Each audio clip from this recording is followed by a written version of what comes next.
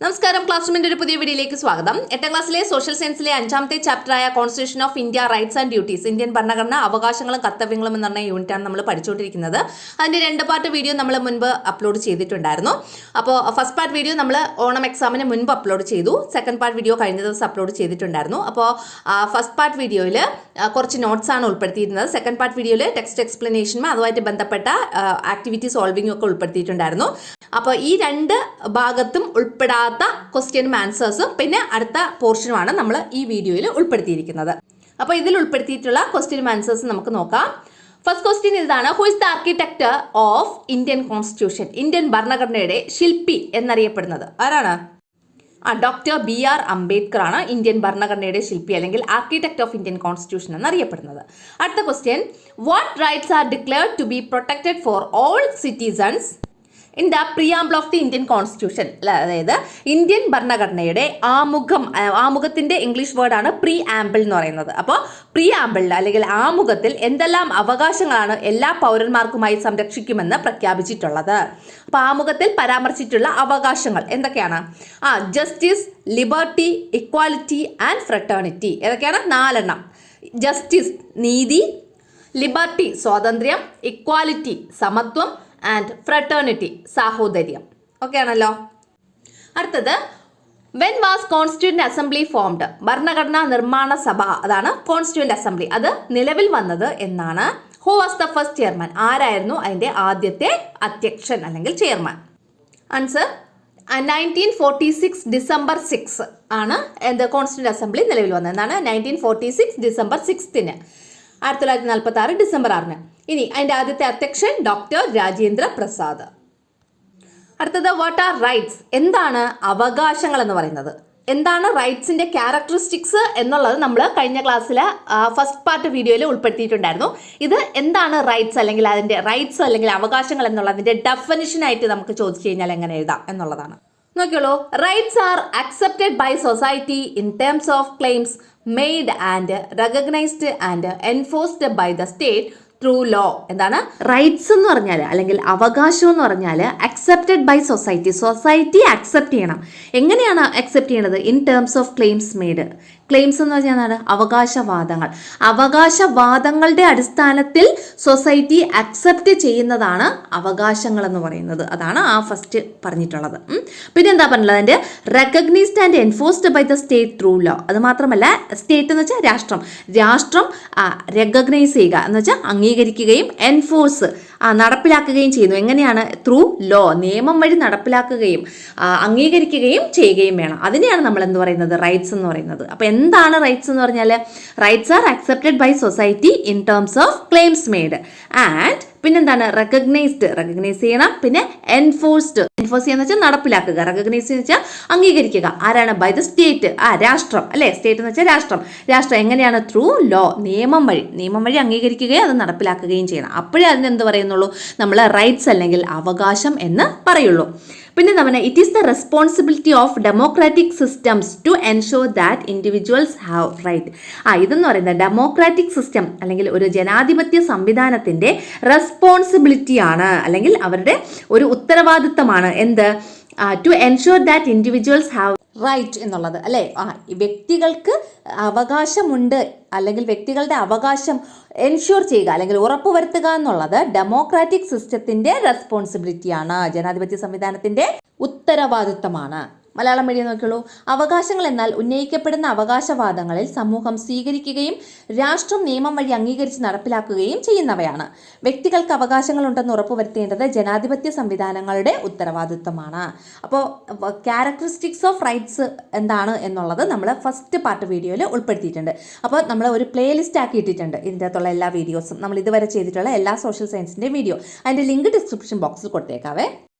അടുത്ത ക്വസ്റ്റ്യൻ നോക്കിയോളൂ. What is human rights? എന്താണ് മനുഷ്യാവകാശങ്ങൾ? നോക്കിയോളൂ. Human rights are the rights that protect the dignity and individuality of human beings universally. എന്താണ് universally എന്ന് പറഞ്ഞാൽ? സാർവത്രികമായിട്ട് എല്ലാ സ്ഥലത്തും, ഈ ലോകത്തുള്ള എല്ലാ സ്ഥലത്തും എന്നുള്ള ഉദ്ദേശത്തോടു കൂടിയാണ് നമ്മൾ യൂണിവേഴ്സലി അല്ലെങ്കിൽ സാർവത്രികമായി എന്നുള്ള വേർഡ് ഇവിടെ യൂസ് ചെയ്തിട്ടുള്ളത്.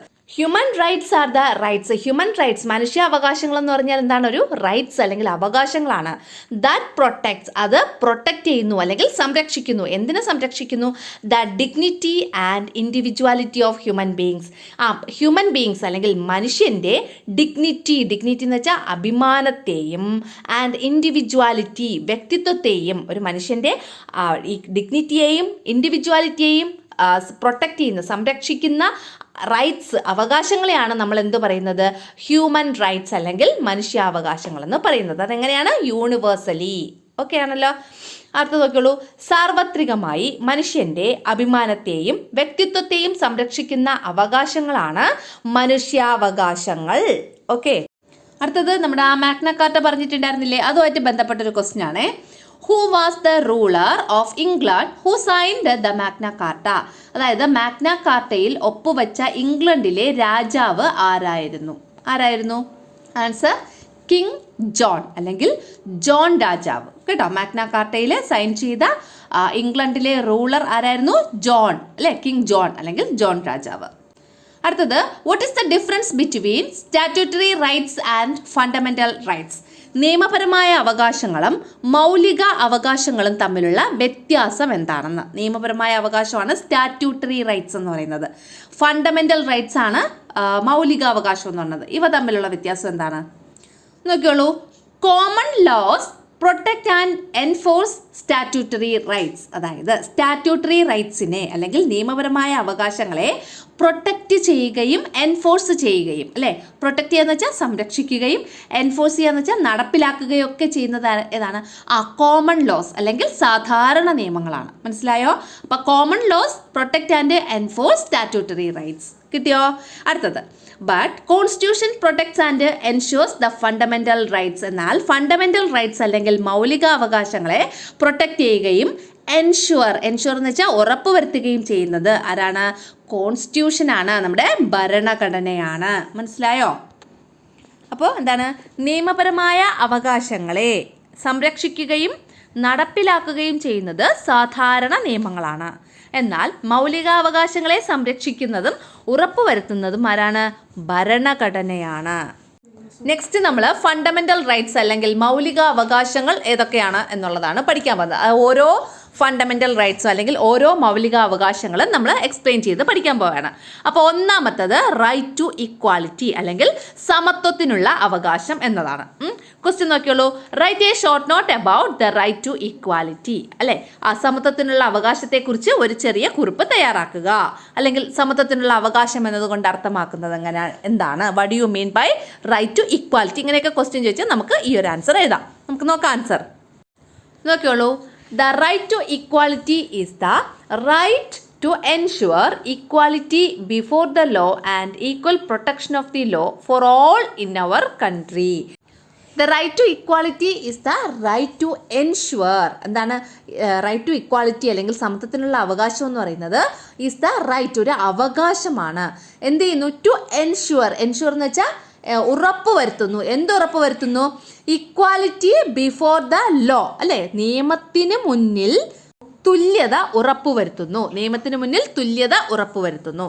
And equal protection of the law for all in our country. നമ്മുടെ രാജ്യത്തിലെ എല്ലാ പേർക്കും, നമ്മുടെ രാജ്യത്തിലെ എല്ലാ ജനങ്ങൾക്കും എന്തുറപ്പുവരുത്തുന്നു? Equal protection of the law, തുല്യ നിയമ സംരക്ഷണം. അതാണ് equal protection of the law എന്ന് പറയുന്നത്. തുല്യ നിയമ സംരക്ഷണം, ഇത് രണ്ടും ഉറപ്പുവരുത്തുന്നു. പിന്നെന്താ പറഞ്ഞിട്ടുള്ളത്? According to this right there is no discrimination. ഈ ഒരു റൈറ്റിന് അനുസരിച്ച് അല്ലെങ്കിൽ ഈ ഒരു അവകാശം അനുസരിച്ച് ദർ ഇസ് നോ ഡിസ്ക്രിമിനേഷൻ, ഒരു ഡിസ്ക്രിമിനേഷനും ഇല്ല. ഓൺ ദ ബേസിസ് ഓഫ്, എന്തിൻ്റെയൊക്കെ ബേസിസിൽ? റിലീജിയൻ എന്ന് വെച്ചാൽ മതം. അടുത്ത ക്ലാസ് എന്ന് വെച്ചാൽ വർഗം. കേസ്റ്റ് എന്ന് വെച്ചാൽ ജാതി. സെക്സ് ലിംഗം. ഓർ പ്ലേസ് ഓഫ് ബർത്ത് ജന്മസ്ഥലം. ഇവയുടെയൊക്കെ അടിസ്ഥാനത്തിൽ ഒരു തരത്തിലുള്ള ഡിസ്ക്രിമിനേഷൻ എന്ന് വെച്ചാൽ വിവേചനം പാടില്ല. അതാണ് രണ്ടാമത്തെ സെൻറ്റൻസ്. മനസ്സിലായല്ലോ? ഇത്രയാണ് നമുക്ക് റൈറ്റ് ടു ഇക്വാലിറ്റിയെ കുറിച്ചുള്ള ഒരു ഷോർട്ട് നോട്ട് എഴുതാൻ വേണ്ടി ചോദിക്കുമ്പോൾ എഴുതേണ്ടത്. അടുത്തത് മലയാളം മീഡിയംകാർക്കുള്ളത്. രാജ്യത്ത് എല്ലാവർക്കും നിയമത്തിന് മുന്നിൽ തുല്യതയും തുല്യ നിയമസംരക്ഷണവും ഉറപ്പുവരുത്തുന്ന അവകാശമാണ് സമത്വത്തിനുള്ള അവകാശം. ഈ അവകാശപ്രകാരം ഏതൊക്കെയാണ്? മതം, വർഗം, ജാതി, ലിംഗം, ജന്മസ്ഥലം തുടങ്ങിയവയുടെ അടിസ്ഥാനത്തിൽ യാതൊരു വിവേചനവും പാടില്ല. ഇവിടെ ഈ മതം, ജാതി, ലിംഗം അതിൻ്റെയൊക്കെ കോമ ഇട്ട് എഴുതണം കേട്ടോ. അടുത്ത ക്വസ്റ്റ്യൻ നോക്കിയോളൂ. What are the violations against the right to equality in the Indian constitution? Indian ഭരണഘടനയിലെ സമത്വം എന്ന അവകാശത്തിൻ്റെ ലംഘനങ്ങളിൽ ഉൾപ്പെടുന്നത് എന്തെല്ലാമാണ്? അപ്പോൾ സമത്വത്തിൻ്റെ ലംഘനങ്ങളിൽ ഉൾപ്പെടുന്നത് ഏതൊക്കെയാണ്? ഒന്ന്, ജെൻഡർ ഇനിക്വാലിറ്റി, അതായത് സ്ത്രീ പുരുഷ അസമത്വം. അടുത്തത് കാസ്റ്റ് ബേസ്ഡ് ഇനിക്വാലിറ്റി, അതായത് ജാതിയുടെ പേരിലുള്ള അസമത്വം. ദെൻ റീജിയണൽ ഇനിക്വാലിറ്റി, പ്രാദേശികമായിട്ടുള്ള അസമത്വം. ദെൻ വർക്ക് പ്ലേസ് ഇനിക്വാലിറ്റി എന്ന് വെച്ചാൽ തൊഴിലിടങ്ങളിലെ അസമത്വം. ഇതെല്ലാമാണ് സമത്വത്തിനുള്ള അവകാശം അല്ലെങ്കിൽ റൈറ്റ് ടു ഇക്വാലിറ്റിയിൽ അവകാശ ലംഘനങ്ങളിൽ ഉൾപ്പെടുന്നത്. റൈറ്റ് ടു ഇക്വാലിറ്റിയുടെ അവകാശ ലംഘനങ്ങളിൽ ഉൾപ്പെടുന്നത്. മനസ്സിലായല്ലോ? അടുത്ത question. What are the rights included in the constitution under the right to equality? അതായത് സമത്വത്തിനുള്ള അവകാശപ്രകാരം ഭരണഘടനയിൽ ഉൾപ്പെടുത്തിയിട്ടുള്ള അവകാശങ്ങൾ എന്തെല്ലാം? റൈറ്റ് ടു ഇക്വാലിറ്റി എന്ന് പറയുന്നത് ഒരു ഫണ്ടമെൻ്റൽ റൈറ്റ് ആണല്ലോ. അപ്പോൾ അതിൽ ഉൾപ്പെടുത്തിയിട്ടുള്ള റൈറ്റ്സ് അല്ലെങ്കിൽ അവകാശങ്ങൾ ഏതെല്ലാമാണ്? അതാണ് നമ്മുടെ ഇവിടുത്തെ ക്വസ്റ്റ്യൻ എന്ന് പറയുന്നത്. അപ്പം നോക്കാം ഏതൊക്കെ റൈറ്റ്സ് ആണ് റൈറ്റ് ടു ഇക്വാലിറ്റിയിൽ ഉൾപ്പെടുത്തിയിട്ടുള്ളതെന്ന്. നോക്കിയോളൂ, 1 2 3 എന്ന് നമ്പർ ഇട്ട് എഴുതിയിട്ടുണ്ട്. ഏതൊക്കെയാണ്? ഒന്നാമത്തത് നിയമത്തിന് മുന്നിൽ തുല്യത അല്ലെങ്കിൽ ഇക്വാലിറ്റി ബിഫോർ ദ ലോ. അല്ലേ? നിയമത്തിന് മുന്നിൽ തുല്യത, ഇക്വാലിറ്റി ബിഫോർ ദ ലോ, ഒന്നാമത്തത്.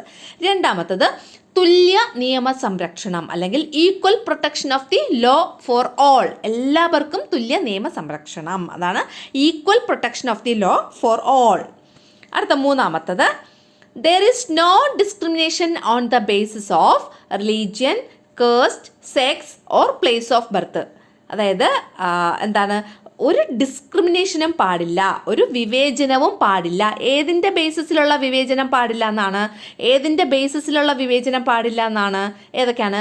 റിലീജിയൻ, മതം, കാസ്റ്റ് ജാതി, സെക്സ് ലിംഗം, പ്ലേസ് ഓഫ് ബർത്ത് ജന്മസ്ഥലം എന്നിവയുടെ പേരിലുള്ള ഡിസ്ക്രിമിനേഷൻ അല്ലെങ്കിൽ വിവേചനം പാടില്ല. അതാണ് മൂന്നാമത്തത്. There is no discrimination on the basis of religion, caste, sex or place of birth. അതായത് മതം, ജാതി, ലിംഗം, ജന്മസ്ഥലം തുടങ്ങിയവയുടെ അടിസ്ഥാനത്തിലുള്ള വിഭജനങ്ങൾ പാടില്ല.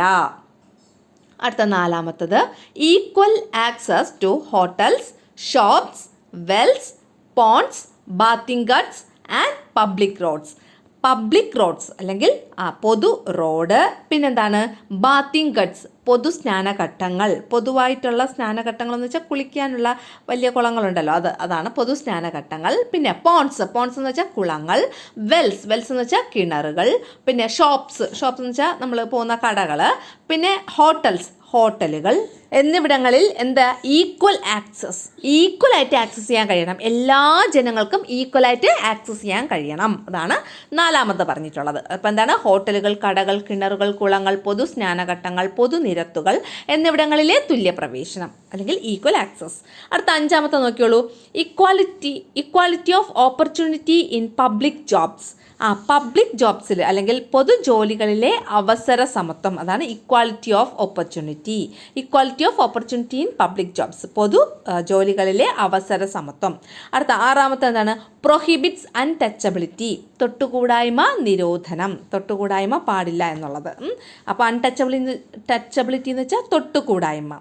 അപ്പോൾ തൊട്ടുകൂടായ്മ നിരോധനം അല്ലെങ്കിൽ പ്രൊഹിബിറ്റ്സ് അൺടച്ചബിലിറ്റി. അടുത്തത് ഏഴാമത്തത് അബോളിഷസ് ടൈറ്റിൽസ്, സ്ഥാനപ്പേരുകൾ നിർത്തലാക്കൽ. അപ്പം നിങ്ങൾ ഈ പറഞ്ഞിട്ടുള്ള വേർഡ്സ് ഉണ്ടല്ലോ, ഇതിങ്ങനെ തന്നെ പഠിക്കാനുള്ളതാണ് കേട്ടോ. ഇതിൽ നമുക്ക് വേറെ വേർഡ്സ് ഒന്നും ആഡ് ചെയ്ത് പഠിക്കാൻ പറ്റില്ല, അല്ലെങ്കിൽ പകരം വേർഡ്സ് ഒന്നും ആഡ് ചെയ്യേണ്ട. ഇതിങ്ങനെ തന്നെ പഠിക്കണം. നമ്മുടെ കോൺസ്റ്റിറ്റ്യൂഷനിൽ പറഞ്ഞിട്ടുള്ള കാര്യമാണ് കേട്ടോ. അപ്പോൾ ഇതിങ്ങനെ തന്നെ പഠിക്കണം. ഓക്കെ, ഒരു 3-4 തവണ വായിച്ച് പഠിച്ചാൽ മതി. ഓക്കെ ആവും. അടുത്ത question. In which article is the right to freedom included in the Indian Constitution? Indian ഭരണഘടനയിൽ സ്വാതന്ത്ര്യത്തിനുള്ള അവകാശം ഉൾപ്പെടുത്തിയിരിക്കുന്നത് ഏതെല്ലാം അനുച്ഛേദങ്ങളിലാണ് അല്ലെങ്കിൽ ഏതെല്ലാം ആർട്ടിക്കിൾസിലാണ്? ഏതെല്ലാം ആർട്ടിക്കിൾസ് അല്ലെങ്കിൽ അനുച്ഛേദം. ആർട്ടിക്കിളിൻ്റെ മലയാളം വേർഡാണ് അനുച്ഛേദം എന്ന് പറയുന്നത്. ഏതൊക്കെയാണ്? അനുച്ഛേദം 19 മുതൽ 22 വരെ അല്ലെങ്കിൽ ആർട്ടിക്കിൾ 19 മുതൽ 22 വരെ, ആർട്ടിക്കിൾസ് 19 to 22. മനസ്സിലായോ? അതായത് നമ്മുടെ ഭരണഘടനയിൽ ഞാൻ പറഞ്ഞു കുറേ പാർട്ടുകളായിട്ട് ഡിവൈഡ് ചെയ്തിട്ടുണ്ടെന്ന് പറഞ്ഞു. നമ്മുടെ ഫണ്ടമെൻ്റൽ റൈറ്റ് ഇൻക്ലൂഡ് ചെയ്തിട്ടുള്ളത് പാർട്ട് 3ലാണ്. ഇനി ഈ പാർട്ടിൽ തന്നെ കുറേ ആർട്ടിക്കിൾസ് ഇൻക്ലൂഡ് ചെയ്തിട്ടുണ്ട്. അതായത് 3rd പാർട്ടിൽ കുറേ ആർട്ടിക്കിൾസ് ഇൻക്ലൂഡ് ചെയ്തിട്ടുണ്ട്. അപ്പോൾ ആ ആർട്ടിക്കിളിൻ്റെ നമ്പറാണ് ഇവിടെ പറഞ്ഞിട്ടുള്ളത് കേട്ടോ. 19 മുതൽ 22 വരെയുള്ള ആർട്ടിക്കിൾസിലാണ് ഏത് ഉൾപ്പെടുത്തിയിട്ടുള്ളത്? റൈറ്റ് ടു ഫ്രീഡം അല്ലെങ്കിൽ റൈറ്റ് ടു ലിബർട്ടി എന്ന ഫണ്ടമെൻ്റൽ റൈറ്റ് ഉൾപ്പെടുത്തിയിട്ടുള്ളത്. റൈറ്റ് ടു ഫ്രീഡം അല്ലെങ്കിൽ റൈറ്റ് ടു ലിബർട്ടി എന്ന് പറഞ്ഞാൽ സ്വാതന്ത്ര്യത്തിനുള്ള അവകാശം. അപ്പോൾ സ്വാതന്ത്ര്യത്തിനുള്ള അവകാശം ഉൾപ്പെടുത്തിയിട്ടുള്ള ആർട്ടിക്കിൾ 19 മുതൽ 22 വരെ. അടുത്തത്, what are the freedoms mentioned in article 19?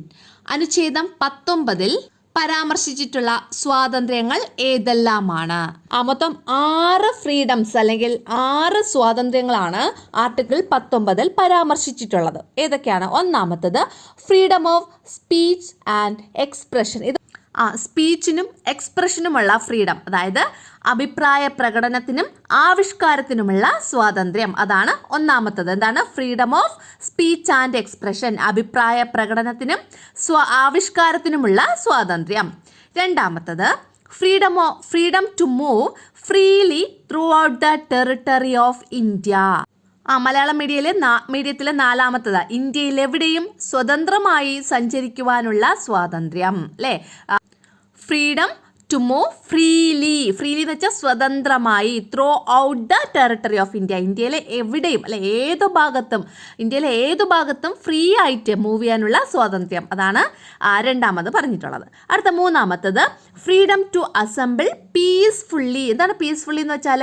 സമാധാനമായി അല്ലെ? സമാധാനമായി അസംബിൾ എന്ന് വെച്ചാൽ സമ്മേളിക്കുവാനുള്ള ഫ്രീഡം അല്ലേ? സ്വാതന്ത്ര്യം. അപ്പം ഫ്രീഡം ടു അസംബിൾ പീസ്ഫുള്ളായിട്ട് അസംബിൾ ചെയ്യാനുള്ള ഫ്രീഡം, അതാണ് ഫ്രീഡം ടു അസംബിൾ പീസ്ഫുള്ളി. 3ാമത്തത്. അടുത്തത് 4ാമത്തത് freedom to reside and settle in any part of the territory of India. അതായത് ഇന്ത്യയിലെ എവിടെയും, ഇന്ത്യയിലെ ഏതൊരു ഭാഗത്തും, റിസൈഡ് എന്ന് വെച്ചാൽ താമസിക്കുക, സെറ്റിൽ എന്ന് വെച്ചാൽ സ്ഥിരം ആയിട്ട് താമസിക്കുക. അപ്പോൾ ഇന്ത്യയിൽ എവിടെയും താമസിക്കാനും അതുപോലെ തന്നെ സ്ഥിരമായിട്ട് വാസത്തിന് അല്ലെങ്കിൽ സ്ഥിരമായിട്ട് താമസിക്കുന്നതിനുള്ള സ്വാതന്ത്ര്യം, ഫ്രീഡം. അതാണ് 4ാമതായിട്ട് പറഞ്ഞിട്ടുള്ളത്. അടുത്ത 5ാമത്തത് ഫ്രീഡം ടു ഫോം അസോസിയേഷൻസ് എന്ന് പറഞ്ഞാൽ സംഘടനകൾ അല്ലേ? സംഘടനകൾ. അപ്പോൾ സംഘടനകൾ ഫോം ചെയ്യാൻ അല്ലെങ്കിൽ രൂപീകരിക്കാനുള്ള സ്വാതന്ത്ര്യം. അതാണ് 5ാമത്തത്, ഫ്രീഡം ടു ഫോം അസോസിയേഷൻസ് അല്ലെങ്കിൽ സംഘടനകൾ രൂപീകരിക്കാനുള്ള സ്വാതന്ത്ര്യം. 6ാമത്തത് freedom to practise any profession or to carry on any occupation, trade or business. അതായത് freedom to practise any profession, ഏതൊരു പ്രൊഫഷൻ പ്രാക്ടീസ് ചെയ്യാനുള്ള അവകാശം. ഇപ്പോൾ ഡോക്ടേഴ്സ് തന്നെ പ്രാക്ടീസ് ചെയ്യുന്നത് പ്രൊഫഷനാണല്ലോ, അവരുടെ പ്രൊഫഷൻ പ്രാക്ടീസ് ചെയ്യുന്നു, അതിനെയാണ് നമ്മൾ പ്രൊഫഷൻ എന്ന് പറയുന്നത്. അപ്പോൾ freedom to practise any profession, ഏതൊരു പ്രൊഫഷനും പ്രാക്ടീസ് ചെയ്യാനുള്ള അവകാശമുണ്ട്. പിന്നെ എന്താണ്? Or to carry on any occupation, ഏതൊരു ജോലി ചെയ്യുന്നതിനുള്ള അവകാശം, ജോലി അല്ലെങ്കിൽ തൊഴിൽ ചെയ്യുന്നതിനുള്ള അവകാശമുണ്ട്. പിന്നെ ട്രേഡ് എന്ന് വെച്ചാൽ കച്ചവടം ചെയ്യുന്നതിനുള്ള അവകാശമുണ്ട്, അല്ലെങ്കിൽ എന്തെങ്കിലും ഒരു ബിസിനസ് ചെയ്യുന്നതിനുള്ള അവകാശമുണ്ട്. ഇങ്ങനെയുള്ള അവകാശങ്ങളെല്ലാം നമ്മുടെ ഭരണഘടന 19ാമത്തെ ആർട്ടിക്കിളിലൂടെ, 19ാമത്തെ അനുച്ഛേദത്തിലൂടെ നമുക്ക് ഉറപ്പ് നൽകുന്നു. അപ്പോൾ ഇത് മനസ്സിലായോ? നമുക്കിനി മലയാളം മീഡിയംകാർക്കുള്ളത് നോക്കാം. അഭിപ്രായ പ്രകടനത്തിനും ആവിഷ്കാരത്തിനുമുള്ള സ്വാതന്ത്ര്യം 1ാമത്തത്. 2ാമത്തത് സമാധാനപരമായി സമ്മേളിക്കുവാനുള്ള സ്വാതന്ത്ര്യം. 3ാമത്തത് സംഘടനകൾ രൂപീകരിക്കുവാനുള്ള സ്വാതന്ത്ര്യം. ആദ്യത്തെ സമാധാനപരമായി സമ്മേളിക്കാനുള്ള സ്വാതന്ത്ര്യം, പിന്നെ സംഘടനകൾ രൂപീകരിക്കാനുള്ള സ്വാതന്ത്ര്യം. 4ാമത്തത് എന്താണ്? ഇന്ത്യയിൽ എവിടെയും സ്വതന്ത്രമായി സഞ്ചരിക്കാനുള്ള സ്വാതന്ത്ര്യം. ഇന്ത്യയിൽ എവിടെയും സ്വതന്ത്രമായി സഞ്ചരിക്കാനുള്ള സ്വാതന്ത്ര്യം. 5ാമത്തത് ഇന്ത്യയിൽ എവിടെയും സ്ഥിരമായി താമസിക്കുവാനുള്ള സ്വാതന്ത്ര്യം. 6ാമത്തത് ഇഷ്ടമുള്ള തൊഴിൽ, വ്യവസായം, കച്ചവടം എന്നിവയിൽ ഏർപ്പെടുന്നതിനുള്ള സ്വാതന്ത്ര്യം. ഇത്രയാണ് ആർട്ടിക്കിൾ 19-ൽ ഉൾപ്പെടുന്ന 6 സ്വാതന്ത്ര്യങ്ങൾ. അടുത്തത്, what are the rights are enshrined in article 20-22? Article 20 മുതൽ 22 വരെയുള്ള അനുച്ഛേദങ്ങളിൽ പ്രതിപാദിക്കുന്ന അവകാശങ്ങൾ ഏതെല്ലാമാണ്? നോക്കിയോളൂ, റൈറ്റ് ടു എഡ്യൂക്കേഷൻ, എഡ്യൂക്കേഷൻ അല്ലെങ്കിൽ വിദ്യാഭ്യാസത്തിനുള്ള അവകാശം. രണ്ടാമത്തെ, right to life and individual freedom, ജീവനും വ്യക്തി സ്വാതന്ത്ര്യത്തിനുമുള്ള അവകാശം. അതാണ് റൈറ്റ് ടു ലൈഫ്. ലൈഫ് എന്ന് വെച്ചാൽ ജീവനും, ഇൻഡിവിജ്വൽ ഫ്രീഡം എന്ന് വെച്ചാൽ വ്യക്തി സ്വാതന്ത്ര്യം. മനസ്സിലായല്ലോ? അടുത്ത question, under what circumstances is the right to liberty subject to reasonable restrictions? അതായത് ഏതെല്ലാം സാഹചര്യങ്ങളിലാണ് സ്വാതന്ത്ര്യത്തിനുള്ള അവകാശം യുക്തിസഹമായ നിയന്ത്രണങ്ങൾക്ക് വിധേയമാകുന്നത്? അല്ലെങ്കിൽ ഈ സ്വാതന്ത്ര്യത്തിനുള്ള അവകാശത്തിൽ നിയന്ത്രണങ്ങൾ ഏർപ്പെടുത്തേണ്ടി വരുന്നത് ഏതെല്ലാം സാഹചര്യത്തിലാണ് എന്ന് വേണമെങ്കിലും നമുക്ക് എഴുതാം. അപ്പോൾ ക്വസ്റ്റ്യൻ മനസ്സിലായല്ലോ. In situations such as the national integrity, sovereignty and security of the country, അതായത് രാജ്യത്തിൻ്റെ അഖണ്ഡത, നാഷണൽ ഇൻറ്റഗ്രിറ്റി എന്ന് വെച്ചാൽ അഖണ്ഡത, അടുത്ത പരമാധികാരം അതാണ് സോവറിനിറ്റി, സെക്യൂരിറ്റി എന്ന് വെച്ചാൽ സുരക്ഷിതത്വം. ഇങ്ങനെയുള്ള സാഹചര്യങ്ങളിലാണ് എന്ത് സംഭവിക്കുന്നത്? നമ്മുടെ സ്വാതന്ത്ര്യത്തിനുള്ള അവകാശത്തിൽ കുറച്ച് നിയന്ത്രണങ്ങൾ ഏർപ്പെടുത്തുന്നത്. ഓരോ പൗരന്മാർക്കും കൊടുത്തിട്ടുള്ള സ്വാതന്ത്ര്യത്തിനുള്ള അവകാശം, അതിൽ ചില നിയന്ത്രണങ്ങൾ ഏർപ്പെടുത്തേണ്ടി വരും. അടുത്ത question, what is reflected in the fundamental right to liberty അല്ലെങ്കിൽ റൈറ്റ് ടു ഫ്രീഡം എന്ന് പറയുന്ന സ്വാതന്ത്ര്യത്തിനുള്ള അവകാശം എന്ന മൗലിക അവകാശത്തിൽ പ്രതിഫലിക്കുന്നത് എന്താണ്? റിഫ്ലക്റ്റ് ചെയ്യുക എന്ന് വെച്ചാൽ പ്രതിഫലിക്കുക. അതിൽ പ്രതിഫലിക്കുന്നത് എന്താണ്? ആൻസർ നോക്കിയോളൂ. The aspiration of the Indian people who had to live under foreign rule for a long time is reflected in the fundamental right of the right to freedom അല്ലെങ്കിൽ റൈറ്റ് ടു ലിബർട്ടി. രണ്ടും same ആണ് കേട്ടോ, right to freedom അല്ലെങ്കിൽ right to liberty. അതായത് the aspiration of the Indian people അല്ലെങ്കിൽ Indian ജനതയുടെ aspiration എന്ന് വെച്ചാൽ അഭിലാഷം അല്ലെങ്കിൽ ആഗ്രഹം എന്നൊക്കെയുള്ള മീനിങ്. അപ്പോൾ അവരുടെ ആഗ്രഹം എന്തിനുള്ള? അവരുടെ ആ സ്വാതന്ത്ര്യത്തിനുള്ള ആഗ്രഹം, അതാണ്. അവരെങ്ങനെയുള്ള ആൾക്കാരാണ് ഈ ഇന്ത്യൻ പീപ്പിൾ എന്ന് പറയുന്നത്? Who had to live under foreign rule for a long time, അല്ലേ? ഒരുപാട് കാലം അവർ ഫോറിൻ റൂളിൽ അല്ലേ വിദേശ ആധിപത്യത്തിൻ്റെ കീഴിലായിരുന്നു. ഫോർ എ ലോങ് ടൈം അല്ലേ, ദീർഘകാലം വിദേശീയ ആധിപത്യത്തിൻ്റെ കീഴിലായിരുന്ന ഇന്ത്യൻ ജനതയുടെ ആഗ്രഹമാണ് is reflected in the fundamental right of the right to freedom അല്ലേ. റൈറ്റ് ടു ഫ്രീഡം എന്ന് പറയുന്ന ആ ഫണ്ടമെൻ്റൽ റൈറ്റിൽ റിഫ്ലക്റ്റ് ചെയ്യുന്നത് അല്ലെങ്കിൽ പ്രതിഫലിക്കുന്നത്. മനസ്സിലായോ? ദീർഘകാലം വൈദേശിക ആധിപത്യത്തിന് കീഴിൽ കഴിയേണ്ടി വന്ന ഇന്ത്യൻ ജനതയുടെ അഭിലാഷം അല്ലെങ്കിൽ ആഗ്രഹമാണ് സ്വാതന്ത്ര്യത്തിനുള്ള അവകാശം എന്ന മൗലിക അവകാശത്തിൽ പ്രതിഫലിക്കുന്നത്. ആസ്പിറേഷൻ എന്ന് വെച്ചാൽ അഭിലാഷം അല്ലെങ്കിൽ ആഗ്രഹം എന്നൊക്കെയുള്ള മീനിങ് ആണ് കേട്ടോ. അടുത്ത നോക്കിയോളൂ, ഇവിടെ ഒരു ഫിഗർ കൊടുത്തിട്ടുണ്ട്, നമ്മുടെ ടെക്സ്റ്റിൽ കൊടുത്തിട്ടുള്ള അതേ ഫിഗറാണ്. എന്താണ് question? Which right does the above picture indicate? മുകളിൽ കൊടുത്തിരിക്കുന്ന ചിത്രം ഏത് അവകാശത്തെയാണ് സൂചിപ്പിക്കുന്നത്? നോക്കി, അവകാശങ്ങൾ ഇവിടെ നമുക്ക് കൊടുത്തിട്ടുണ്ടായിരുന്നു മുകളിൽ. ഇത് നമ്മൾ പഠിച്ചതുമാണ് നേരത്തെ അല്ലേ. അപ്പോൾ ഇത് ആർട്ടിക്കിൾ 19 വരുന്ന അവകാശങ്ങളാണ്. ഇതിൽ ഏത് അവകാശമാണ് താഴെ കൊടുത്തിട്ടുള്ളത്? ഒരു പെൺകുട്ടി നിന്ന് പ്രസംഗിക്കുന്നുണ്ട് അല്ലേ. അപ്പോൾ ഇവിടെ നമുക്ക് എന്ത് പറയാം? Freedom of speech and expression എന്നുള്ള അവകാശം. അടുത്ത കുറച്ച് കുട്ടികൾ ഇവിടെ നല്ല പീസ്ഫുള്ളായിട്ട് മിണ്ടാതെ ഇരുന്ന് അതൊക്കെ കേൾക്കുന്നുണ്ട്. അപ്പോൾ എന്താണ്? ഫ്രീഡം ടു അസംബിൾ പീസ്ഫുള്ളി എന്ന ഒരു അവകാശം അല്ലേ. അടുത്ത മലയാളം മീഡിയംകാർക്കുള്ളത് എന്താണ്? അഭിപ്രായ പ്രകടനത്തിനും ആവിഷ്കാരത്തിനുമുള്ള സ്വാതന്ത്ര്യം ഒന്നാമത്തത്. രണ്ടാമത്തത് സമാധാനപരമായി സമ്മേളിക്കാനുള്ള സ്വാതന്ത്ര്യം. ഈ രണ്ട് സ്വാതന്ത്ര്യങ്ങൾ. അടുത്ത ക്വസ്റ്റ്യൻ നോക്കിയോളൂ. Prepare a note on the right to education act in Indian constitution. Indian ഭരണഘടനയിലെ വിദ്യാഭ്യാസ അവകാശ നിയമത്തെക്കുറിച്ച് ഒരു കുറിപ്പ് തയ്യാറാക്കുക. വളരെ ഇമ്പോർട്ടൻ്റ് ആണ്, നിങ്ങൾ പഠിച്ചുകൊണ്ടിരിക്കണം. പ്രത്യേകിച്ച് നിങ്ങൾ വിദ്യാർത്ഥികളായ സ്ഥിതിക്ക് ഇതിൽ നിന്നുള്ള ക്വസ്റ്റ്യൻ നമുക്ക് എക്സാമിന് ഉണ്ടാവാൻ ചാൻസ് ഉണ്ട്. നോക്കിയോളൂ. Education was declared a fundamental right under article 21A by the 86th Constitutional Amendment Act in 2002. ഇതിൽ കൊടുത്തിട്ടുള്ള ഓരോ സെൻറ്റൻസും ഓരോ പോയിൻ്റാണ്. എല്ലാ സെൻറ്റൻസും കറക്റ്റ് നമ്പേഴ്സും ഒക്കെ കറക്റ്റായിട്ട് പഠിച്ചാലേ പറ്റുള്ളൂ. എന്താ പറഞ്ഞിട്ടുള്ളത്?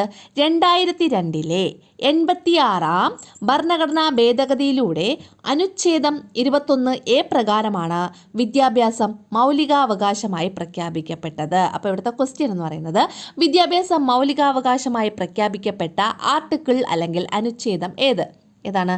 ആർട്ടിക്കിൾ 21A അല്ലെങ്കിൽ അനുച്ഛേദം 21A. പിന്നെ ക്വസ്റ്റ്യൻ, എത്രാമത്തെ കോൺസ്റ്റിറ്റ്യൂഷണൽ അമെൻമെൻറ്റ് അല്ലെങ്കിൽ ഭരണഘടനാ ഭേദഗതിയിലൂടെയാണ് വിദ്യാഭ്യാസം ഫണ്ടമെൻ്റൽ റൈറ്റ് ആക്കിയത്? എത്രാമത്തെയാണ്? 86 കോൺസ്റ്റിറ്റ്യൂഷണൽ അമെൻമെൻറ്റ് അല്ലെങ്കിൽ 86-ാം ഭരണഘടനാ ഭേദഗതിയിലൂടെ. ഇനി 86-ാം ഭരണഘടനാ ഭേദഗതി ഏത് വർഷമായിരുന്നു എന്നാണ്? 2002, 2002. അപ്പോൾ ഇവിടെ ഒരൊറ്റ സെൻറ്റൻസേ പറഞ്ഞോളൂ. എത്ര ക്വസ്റ്റ്യൻസ് ആയി? 3 ക്വസ്റ്റ്യൻസ് ഇവിടെ ചോദിച്ചു അല്ലേ? അപ്പോൾ എഡ്യൂക്കേഷൻ എന്ന് പറയുന്നത് ഒരു ഫണ്ടമെൻ്റൽ റൈറ്റ് ആണ്. എഡ്യൂക്കേഷൻ ഫണ്ടമെൻ്റൽ റൈറ്റ് ആക്കിയ ആർട്ടിക്കിൾ 21A അല്ലെങ്കിൽ അനുച്ഛേദം 21A. ഇനി എത്രാമത്തെ കോൺസ്റ്റിറ്റ്യൂഷണൽ അമെൻമെൻറ്റ് അല്ലെങ്കിൽ എത്രാമത്തെ ഭരണഘടനാ ഭേദഗതിയാണ്? 86-ാം ഭരണഘടനാ ഭേദഗതിയിലൂടെ. ഏത് വർഷം? 2002.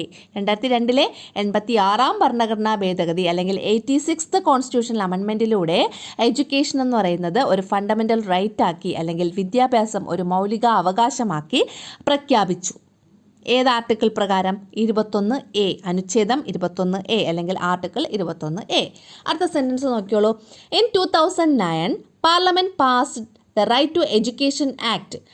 2009 അതിനുശേഷം 2009 വിദ്യാഭ്യാസ അവകാശ നിയമം, അതാണ് right to education act.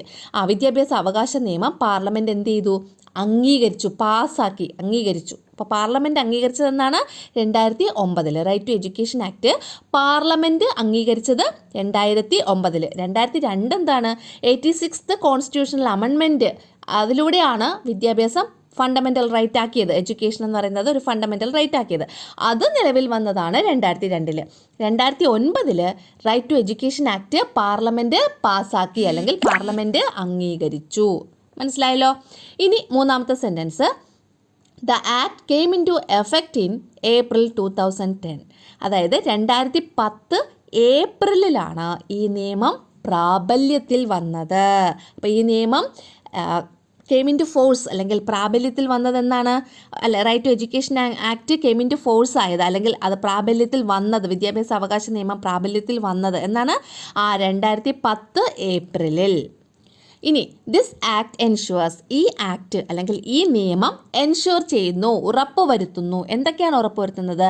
Free, compulsory and quality education for all children between the age group of 6 and 14. ഇത് ഇമ്പോർട്ടൻ്റ് ആണ്. ഈ ഏജ് 6 മുതൽ 14 വയസ്സ് വരെ പ്രായമുള്ള ഓൾ ചിൽഡ്രൻ അല്ലേ, എല്ലാ കുട്ടികൾക്കും എങ്ങനെയുള്ള വിദ്യാഭ്യാസമാണ് ഉറപ്പുവരുത്തുന്നത്?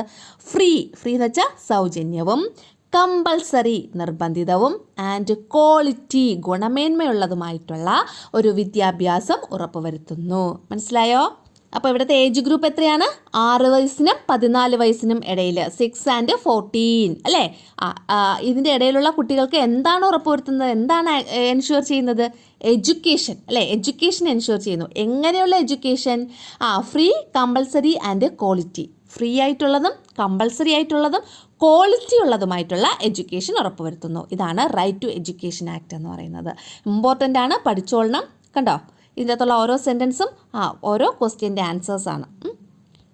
അടുത്ത question, what does the Indian constitution guarantee through the fundamental right against exploitation? അതായത് ചൂഷണത്തിനെതിരായ അവകാശം എന്ന മൗലിക അവകാശത്തിലൂടെ ഇന്ത്യൻ ഭരണഘടന ഉറപ്പ് നൽകുന്നത് എന്തൊക്കെയാണ് ഉറപ്പ് നൽകുന്നത്?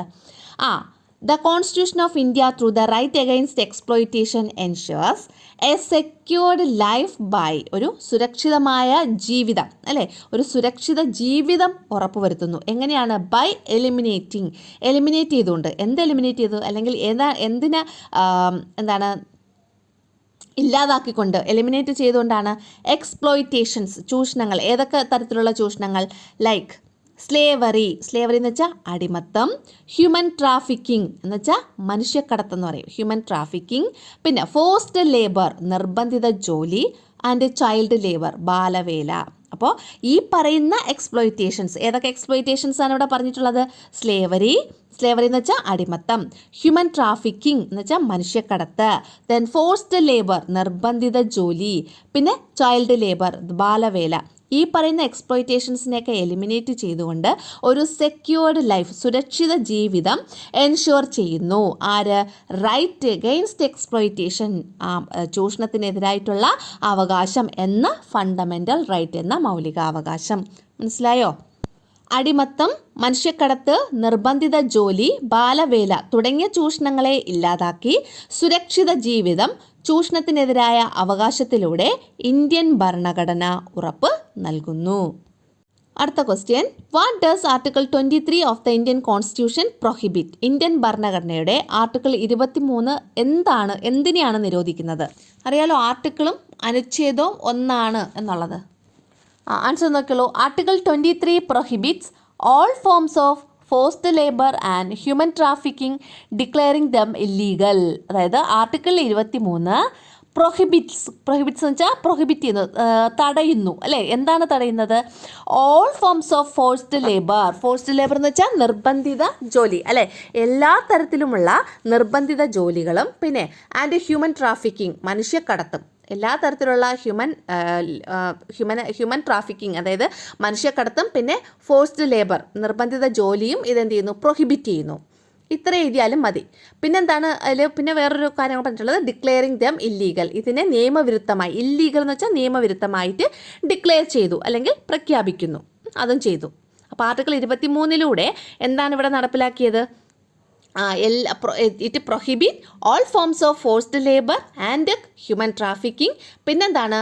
Declaring them illegal. ഇതിനെയൊക്കെ ഇല്ലീഗലായിട്ട് ഡിക്ലെയർ ചെയ്യുകയും ചെയ്തു. അപ്പോൾ ഈ കാര്യങ്ങളാണ് ആർട്ടിക്കിൾ 23 പറഞ്ഞിട്ടുള്ളത് നമ്മുടെ കോൺസ്റ്റിറ്റ്യൂഷനിൽ. അപ്പോൾ ആർട്ടിക്കിൾ 23 എല്ലാത്തരം നിർബന്ധിത തൊഴിലുകളും മനുഷ്യക്കടത്തും നിരോധിക്കുകയും അവയെ നിയമവിരുദ്ധമായി പ്രഖ്യാപിക്കുകയും ചെയ്യുന്നു.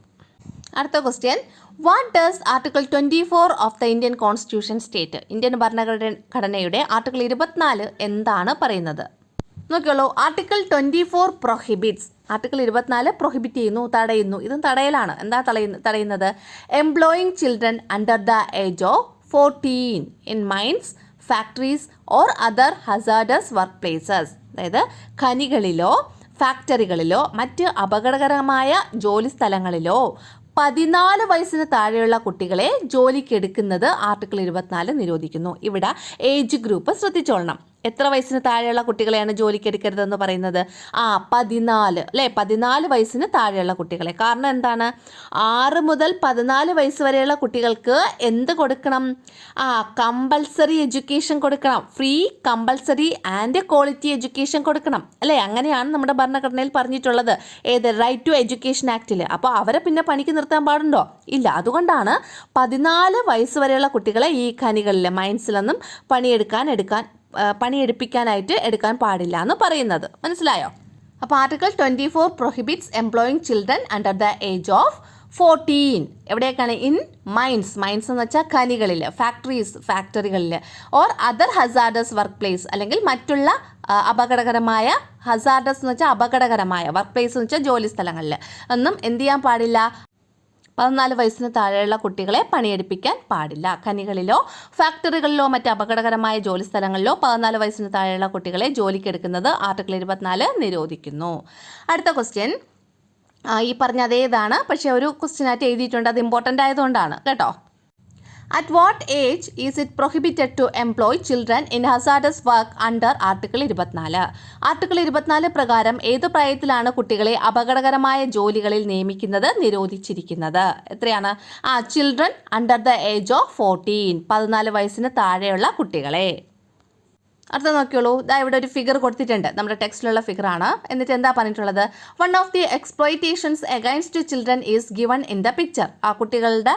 കുട്ടികളെ ചൂഷണത്തിന് ഇരയാക്കുന്ന ഒരു പിക്ചറാണ് ഇവിടെ കൊടുത്തിട്ടുള്ളത്. What other exploits have you noticed? ചൂഷണങ്ങളിൽ ഒന്നാണ് ചിത്രത്തിൽ നൽകിയിരിക്കുന്നത്. കുട്ടികൾക്കെതിരായുള്ള മറ്റുള്ള ചൂഷണങ്ങൾ രേഖപ്പെടുത്തുക. ഏതെല്ലാമാണ്? ചൈൽഡ് ലേബർ, അത് കുട്ടികൾക്കെതിരായ ഒരു എക്സ്പ്ലോയിറ്റേഷൻ എക്സാമ്പിളാണ്. അടുത്ത ചൈൽഡ് മാരേജ്, ശൈശവ വിവാഹം അല്ലേ, അതും കുട്ടികൾക്കെതിരായ ഒരു ചൂഷണത്തിൻ്റെ എക്സാമ്പിളാണ്. പിന്നെ സെക്ഷൽ അബ്യൂസ്, ലൈംഗിക പീഡനം. അപ്പോൾ ഇതെല്ലാമാണ് കുട്ടികൾക്കെതിരായിട്ടുള്ള മറ്റുള്ള ചൂഷണങ്ങളിൽ ഉൾപ്പെടുന്നത്.